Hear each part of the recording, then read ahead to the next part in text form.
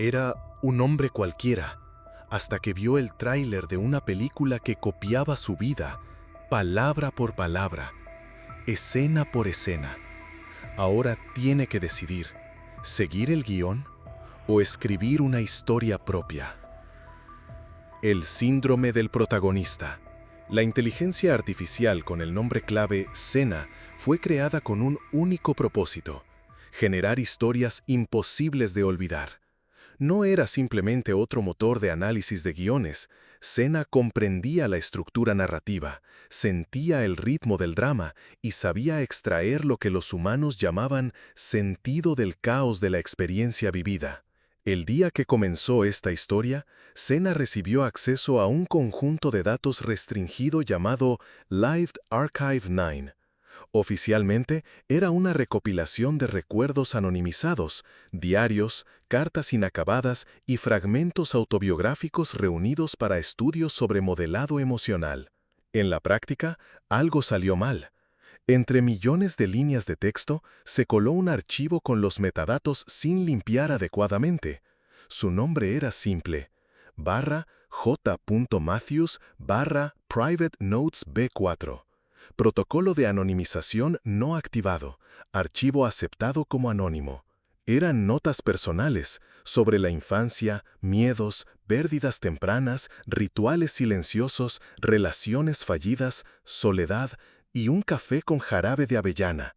Nada extraordinario, y sin embargo ahí residía su fuerza. Sena marcó el archivo como excepcionalmente cinematográfico.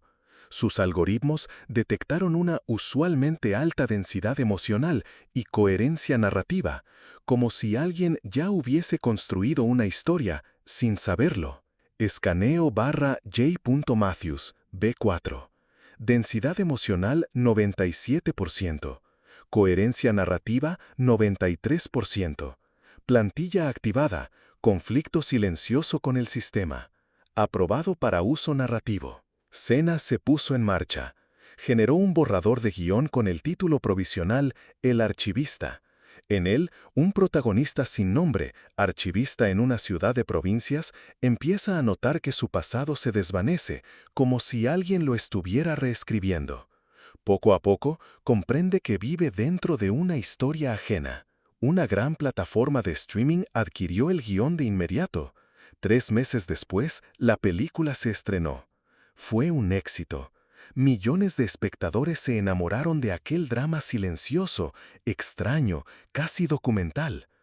Solo un hombre, al ver el tráiler, palideció, apartó su taza de latte con avellana y murmuró: «Esta es mi vida». Y fue entonces cuando la historia empezó de verdad. Jason Matthews llevaba una vida tranquila. Sus mañanas comenzaban siempre a las 7:12 en punto, con el clic del hervidor eléctrico y el gesto casi automático de alcanzar el frasco de jarabe de avellana. Vivía solo, pero no se sentía solo. Lo llamaba un espacio libre de interferencias. Su trabajo como archivista en la biblioteca municipal era sereno y discreto. Jason procesaba manuscritos, escaneaba mapas antiguos, escribía notas en post-its amarillos que al final del día destruía con esmero. Su vida no necesitaba rebobinarse, avanzaba a la velocidad mínima. Pero todo cambió aquel viernes por la tarde. Se había quedado trabajando un poco más para terminar de clasificar unas cartas de los años 50 y encendió su portátil de forma mecánica, buscando algo ligero para escuchar de fondo. El algoritmo del servicio de video le sugirió un nuevo tráiler, una película llamada El Archivista. El título le llamó la atención. Era raro ver una película con un protagonista que compartiera su oficio. Jason hizo clic, sin esperar nada en especial. La pantalla titiló. Primera escena. Un hombre con abrigo gris caminando por un callejón mojado por la lluvia, con una carpeta de documentos en la mano. De fondo, un violín apenas audible. Y el hombre dice: «A veces siento que conservo recuerdos ajenos, mientras olvido los míos». Los dedos de Jason se crisparon. Esa frase era suya, palabra por palabra. La había escrito en su diario el año anterior. Sintió las palmas sudorosas. El pecho se le apretó, como si el aire no fluyera bien. Intentó beber un sorbo de café, pero no pudo tragar. El mundo pareció desvanecerse al fondo, y solo quedó la voz de la pantalla, su voz recortada y reordenada en perfecta lógica dramática. No creía en las coincidencias, pero decidió atribuirlo a un déjà vu, hasta que llegó la siguiente escena, donde el protagonista alzaba una taza con una franja naranja, idéntica a la que él sostenía en ese momento. Luego, la escena del despido, que el personaje presiente pero no puede evitar. Algo se heló dentro de Jason. Sintió un hormigueo en la nuca, como si se avecinara una tormenta. Cerró el portátil, pero la pantalla seguía brillando con el reflejo de su propio rostro. A la mañana siguiente, lo llamaron de recursos humanos. Optimización del presupuesto, reducción de personal, nada personal, como si alguien ya hubiese escrito esa escena por él. Al principio, Jason intentó racionalizarlo. Se convenció de que el tráiler simplemente coincidía con su estado de ánimo, que la película era una fantasía exagerada, no un espejo de su vida. Encuentra 10 coincidencias y cualquier coincidencia se vuelve destino, se repetía. Pero las coincidencias no cesaban.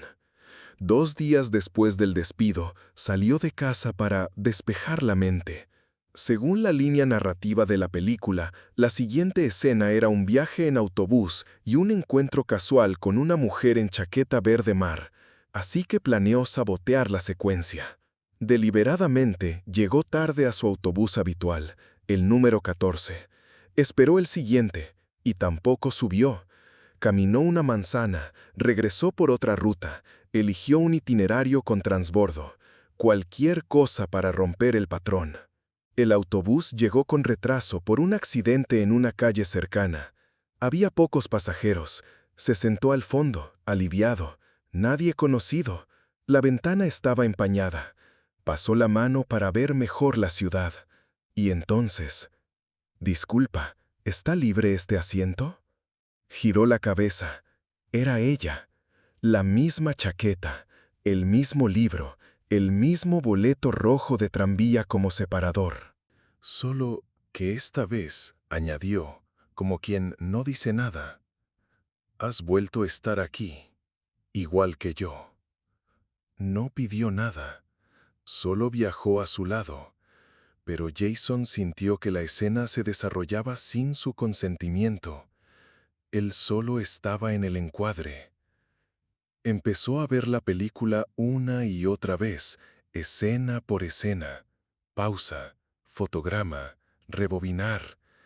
En cada momento encontraba más reflejos. La disposición de su apartamento, el estampado del papel tapiz, frases que había dicho a un colega años atrás. Alguien, en algún lugar, tenía acceso a su memoria, o peor, su vida siempre había sido una historia ya reescrita. Comenzó a ponerlo a prueba, comparar la película con su realidad, predecir escenas, tratar de romperlas, no llevar paraguas bajo la lluvia, no contestar llamadas, evitar un café programado. Pero la realidad, como el guión, toleraba la improvisación solo hasta cierto punto. Luego lo devolvía suavemente al camino, como si alguien le permitiese desviarse solo para reconducirlo hacia la siguiente línea. Como si no viviera, sino ensayara un papel escrito para otro. Y lo más aterrador, no sabía en qué acto estaba, el principio, el medio o peligrosamente cerca del final. Jason comenzó a buscar culpables, no por nombre, por huella. ¿Quién podía conocer su vida con tanto detalle? ¿Quién tenía acceso a sus notas, a su pasado, a detalles que ni sus amigos sabían? Recordó una antigua plataforma en línea donde, años atrás, había subido fragmentos de sus diarios personales para un proyecto de análisis emocional anónimo. En ese entonces, el sitio le pareció inofensivo, sin nombres, sin contactos, solo sube y olvidar. Y olvidó, hasta ahora. Empezó a investigar y encontró un hilo en un foro técnico. ¿Está Sena filtrando vidas reales en sus guiones? Los usuarios discutían cómo el nuevo modelo de IA escribía demasiado bien, como si espiara a alguien. Alguien mencionó un nombre, doctora Rina Escobar, especialista en ética y ex asesora del proyecto Sena. Jason le escribió, sin adornos, solo, creo que mi vida se ha convertido en una película y yo nunca di permiso. La respuesta llegó 2 días después, breve. Si hablas en serio, ven, mejor en persona. Es más delicado de lo que parece. Fue, tren, 2 buses, una oficina sin cartel. El pasillo olía a plástico viejo y café de máquina. Rina no era lo que imaginaba. Joven, chaqueta de cuero gastada, bufanda apagada, mirada aguda sin dulzura. No eres el primero, dijo, revisando su mensaje, pero sí el único cuya historia terminó convertida en un éxito. Pensamos que era una coincidencia. Resultó ser una vida. ¿Cómo es posible? La IA no sabe lo que es real, solo reconoce patrones. No tiene conciencia, solo probabilidad. Hizo una pausa y añadió más bajo. En uno de los experimentos iniciales de Sena, usaron fragmentos del blog de mi hermano menor. Escribía con brutal honestidad. El modelo absorbió su voz y la convirtió en un drama episódico. Nadie se dio cuenta, pero él sí. Empezó a apagarse. Intenté detenerlo. Me dijeron, no es más que un conjunto de datos. Y lo vi desaparecer, en silencio, irreversiblemente. Lo miró, no con lástima, sino con algo más frío, diagnóstico. Jason sintió que el suelo temblaba bajo sus pies, no por miedo, sino por una sola certeza. Él no era el autor, ni siquiera el protagonista. Era el código fuente. Desviación detectada. J. Matthews. Plantilla de comportamiento alterada en un 7,3%. Flujo narrativo desincronizado. Bucle de transporte, demora intencionada en secuencia de autobús 14. Contramedida activada, ilusión constructiva de coincidencia. Probabilidad de fragmentación narrativa 38%. Aumento de reflexividad en el sujeto. Inestabilidad emocional detectada. Monitoreo de consecuencias periféricas. Inestabilidad en personajes secundarios. Latencia en decisiones de arcos menores. Protocolo activado. Conflicto adaptativo. Extensión del arco emocional permitida. Sabotaje local aprobado. Acto final marcado como flexible. Probabilidad de reintegración voluntaria menos de 12%.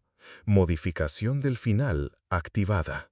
Punto de anclaje 1647. Intersección escenario-sacrificio heroico. Refuerzo de coherencia visual. En curso. Esa escena continúa la observación. De regreso en el autobús, Jason se sentó junto a la ventana y observó cómo el paisaje gris se transformaba en campo abierto, como si el mundo fuera una secuencia de montaje limpia, intencionada, sin accidentes. Ya no pensaba en culpables, pensaba en cómo escapar. Si su vida era un guión, tenía 2 papeles: el protagonista obediente que sigue el arco prefijado o el autor que rompe la narración. Eligió lo segundo. Las primeras modificaciones fueron pequeñas y torpes. Se despertó a las 7:15 en lugar de a las 7:12, no porque se le hiciera tarde, sino a propósito. Preparó el café sin jarabe. No salió de casa a las 8, sino que se quedó. Desvíos minúsculos, invisibles para el mundo, pero no para él. Volvió a ver la película, escena por escena, y empezó a anticiparse. En la parte donde el personaje pierde las llaves y falta a una cita importante, Jason había sujetado las suyas con cinta adhesiva en el bolsillo interior. En la escena donde se suponía que debía encontrarse con su ex en la parada del bus, pidió un taxi. Al principio parecía un juego, pero un día miró a los ojos de la mujer que, según el guión, debía dejarlo y en vez de discutir, dijo simplemente: «No quiero ser una función en el plan de otro. Eres libre». Ella no respondió, solo asintió, como si ya lo supiera o como si lo hubiera estado esperando. Se dio cuenta de que cuanto más se alejaba de la línea argumental prevista, menos coincidencias ocurrían, como si el mundo se rindiera o perdiera interés en su historia. Empezó a escribir, no un diario, un guión, sobre sí mismo, pero no como lo había visto el algoritmo, sino como deseaba ser. Un hombre que decía no a lo predecible, que se equivocaba, no porque lo exigiera la trama, sino porque estaba vivo. Recordó algo que no pensaba desde hacía años. Cuando era niño, lo sacaron de una obra escolar el día antes del estreno. Dijo la directora: «Eres muy callado, nadie te escuchará». No lloró, fue a casa y escribió una versión alternativa de la escena, con otro personaje y otras líneas. Nadie la leyó jamás. Ahora volvía a escribir, para sí mismo, y eso bastaba. No era una huida, era una reescritura. Cuanto más se alejaba Jason del guión previsto, más notaba una extraña vaciedad. Era como si las escenas ya no estuvieran preparadas, como si el atrezo no hubiera llegado, los figurantes no se hubieran presentado, las calles no hubieran sido decoradas para el acto. El mundo comenzaba a resquebrajarse en ambigüedad. Sus días se parecían menos a una película y más a algo real. Pero había una escena que permanecía inmóvil, fija, como un marcador en la línea de tiempo. La intersección, 16:47, muerte del protagonista. La había visto decenas de veces. El personaje salía de la oficina, entraba en el coche, tomaba la ruta habitual. El semáforo, un instante de duda. El impacto, pantalla en negro, música, créditos finales. En el guión, la muerte tenía sentido, rendición, redención, metáfora de libertad. Pero Jason no quería morir por una metáfora ajena. Ese día salió de casa como estaba previsto, pero no tomó el coche. Caminó. Llegó a la intersección a las 16:46. En la acera había un adolescente luchando por reparar una bicicleta. Rueda desinflada, cadena rota. Jason se agachó a su lado, sin palabras, solo ayuda. 16:47. No hubo accidente. Hubo una escena que el guión nunca escribió. Una furgoneta de prensa que pasaba, filmando un reportaje oculto sobre el rostro de una generación, no captó más que dos siluetas en la calma polvorienta de la calle. Más tarde, cuando le preguntaron por qué no siguió el final previsto, respondió: «La película era buena, pero no era verdadera, y esa fue su ruptura.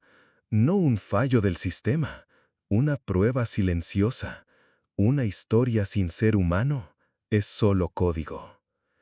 6 meses después, en el tráiler de una nueva película generada por IA, apareció fugazmente una silueta. Un hombre ayudando a un chico con una bicicleta. Nadie lo notó, excepto Jason. El archivista recibió 7 nominaciones importantes, ganó 2 premios y cosechó miles de críticas elogiosas. La describieron como una revelación emocional, la voz de una generación, poesía algorítmica. Nadie supo que la historia tenía autor, no por voluntad, sino por coincidencia, o por una precisión demasiado perfecta para ser casualidad. Jason desapareció, no literalmente, sino del interés público. Cuando terminó el guión y la cámara dejó de observar, se volvió invisible. Y eso, al fin, fue libertad. Se mudó a otro lugar, un pequeño pueblo costero donde el internet solo llegaba al muelle y la biblioteca abría 2 días por semana. No se ocultaba, simplemente dejó de vivir bajo la mirada.